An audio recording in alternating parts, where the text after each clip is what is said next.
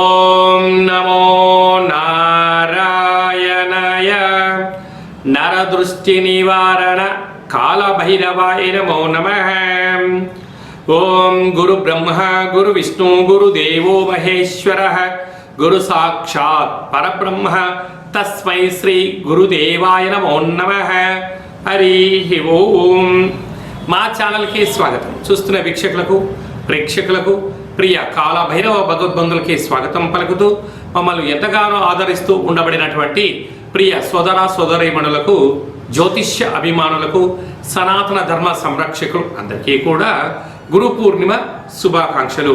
వ్యాస మహర్షి యొక్క ఆశీస్సుల వలన అందరికీ మంచి విద్యను, విజ్ఞానాన్ని, సత్ప్రవర్తనను, ఆధ్యాత్మిక చింతనను అందరికీ అవలంబించుకోవాలని, గురువు యొక్క కృపకటాక్ష వీక్షణలు అందరిపైన ఉండాలని మనసారా కోరుకుంటూ ఆశీర్వచనం. 16/7/2026 నుండి 31/7/2026 వరకు పుట్టినటువంటి వారందరూ కూడా ముందస్తుగా జన్మదిన శుభాకాంక్షలు. ద్వాదశ రాశుల్లోని గ్రహ గమనాలు వీక్షింపచేద్దాం. వృషభ రాశిలో కుజ సంచార స్థితి, విశేషంగా మిథున రాశిలో బుధుడు స్వక్షేత్ర సంచార స్థితి, కర్కాటక రాశిలో రవి మరియు గురు సంచార స్థితి, సింహరాశిలో శుక్రుడు మరియు కేతు సంచార స్థితి, కుంభరాశిలో రాహు సంచార స్థితి, మీనరాశిలో శని భగవానుడి సంచార స్థితితో ద్వాదశ రాశుల్లో గ్రహ గమనాలు ఈ విధంగా ఉన్నాయి. కన్యరాశి వారికి వ్యయంలో విశేషంగా శుక్రుడు కేతు సంచార స్థితి, సప్తమంలో శని సంచార స్థితి ఉన్నప్పుడు ఆరోగ్యాన్ని, ఐశ్వర్యాన్ని ఎలా కాపాడుకోవాలో ఈ వీడియోలో తెలుసుకుందాం. కన్యరాశిలో ఏ నక్షత్రాలు వస్తాయనగా ఉత్తరా నక్షత్రంలోని 2, 3, 4 పాదాలు, హస్తా నక్షత్రంలోని 4 పాదాలు, చిత్తా నక్షత్రంలోని 1, 2 పాదాలు కలిపితే కన్యరాశి. రాశాధిపతి బుధ భగవాన్. వీరికి రుణరోగ శత్రుస్థానంలో రాహు, సప్తమంలో శని సంచార స్థితి, భాగ్యంలో కుజ సంచార స్థితి ఉన్నప్పుడు అన్నీ అనుకూలించినట్టే కనపడుతూ ఉంటాయి. 99% కష్టపడతారు. కష్టం మీది, ఫలితం పక్కవారిది అన్నట్టుగా ఉంటుంది. కనుక ఇలాంటి కాల సమయంలో ఓర్పు, నేర్పు, సత్ప్రవర్తన అవసరం. వీలైనంత వరకు మౌనంగా ఉండే ప్రయత్నం చేయండి. ఆరోగ్యాన్ని కాపాడుకోవాలి. స్థిరాస్తులు, చరాస్తులు, ఇంటి స్థలాలు, క్రయ విక్రయాలు అనుకూలించబోతున్నాయి. ఎన్నో సంవత్సరాలుగా మీరు కలలు కంటున్నటువంటి ఆ కళ ఇప్పుడు నెరవేరబోతుంది. కనుక ఇలాంటి కాల సమయంలో ఏకాదశి స్థానంలో ఏడాది తర్వాత రవి భగవానుడితో కలిపినటువంటి బృహస్పతి ఉండడం వలన దయచేసి అప్పులు ఇవ్వద్దు, అప్పులు కూడా తెచ్చుకోవద్దు.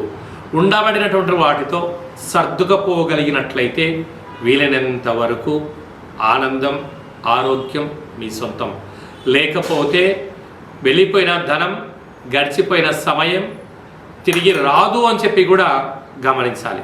కనుక ఇలాంటి కాల సమయంలో వీలైనంత వరకు సత్ప్రవర్తన, ఆరోగ్య సూత్రాలు అవసరం అని చెప్పి గుర్తుపెట్టుకోవాలి. 21వ తారీఖున మనకు విశేషమైనటువంటి ఆషాఢమాస శుక్లపక్ష అష్టమి. అష్టమి తిథి యందున కాళభైరవ స్వామి స్మరణ ధ్యానం వలన సకల అష్టకష్టాలు తొలిగిపోయి అష్టైశ్వర్యం కలుగుతుందని చెప్పి గమనించాలి. 25వ తారీఖున తొలి ఏకాదశి పండుగ. కనుక మనము ఉప ఆవాసం ఉండటం వలన సకల దేవతల యొక్క కృప కటాక్ష వీక్షణలు, శ్రీమన్నారాయణుడి యొక్క ఆశీస్సులు మనకు ఉంటాయని చెప్పి గమనించాలి. మనకు 29వ తారీఖున మనకు గురు పూర్ణిమ. కనుక వ్యాస మహర్షిని స్మరించడం, శంకరాచార్య స్వామి వారికి నమస్కారం చేసుకోవడము, తల్లిదండ్రులకు పాదపూజ చేసుకోవడము, పరమేశ్వరుడికి రుద్రాభిషేకం చేసుకోవడము చాలా ఉత్తమోత్తంగా భావించగలగాలి. ఈ సంవత్సరం విశేషంగా బుధవారం రోజు రావడం వలన మంచి విద్య, మంచి బుద్ధి, మంచి సత్ప్రవర్తన కలుగుతుందని చెప్పి గమనించాలి. అలాగనే మీ వ్యక్తిగత జాతకం తెలుసుకోవాలనుకుంటున్నారా? మీ యొక్క పేరు, పుట్టినటువంటి తేదీ, నెల, పుట్టినటువంటి సంవత్సరం, పుట్టిన సమయం రాసి ఈ కింది నెంబర్కు వాట్సాప్ పంపించగలరు. 100 సంవత్సరాల జాతకాన్ని రాసి పంపించి పుట్టినప్పుడు గ్రహ గమనాలు ఎలా ఉన్నాయి, ప్రస్తుతం ఎలా ఉంటున్నాయి, భవిష్యత్తులో ఎలా ఉండబోతున్నాయో మీకు సవివరంగా సంపూర్ణంగా తెలియజేయడం జరుగుతుందని చెప్పి గమనించాలి.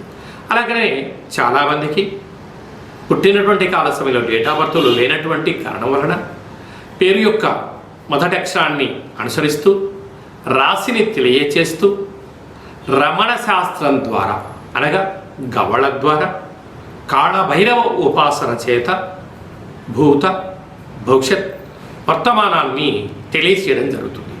ఈ కింది నెంబర్ని సంప్రదించి అపాయింట్మెంట్ తీసుకొని సంప్రదించగలరు. అందరికీ ఆ గురువు కృప కటాక్ష వీక్షణలు ఉండాలని కోరుకుంటూ మనసారా ఆశీర్వచనం.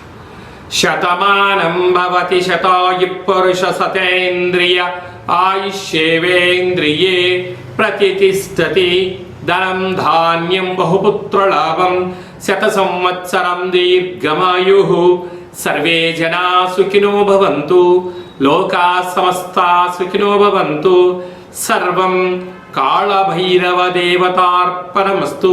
హరి ఓం. ఈ వీడియో మీకు నచ్చినట్లయితే మా ఛానల్ని సబ్స్క్రైబ్ చేసుకోండి, లైక్ చేయండి, షేర్ చేయండి, గంట సింబల్ ప్రెస్ చేయండి.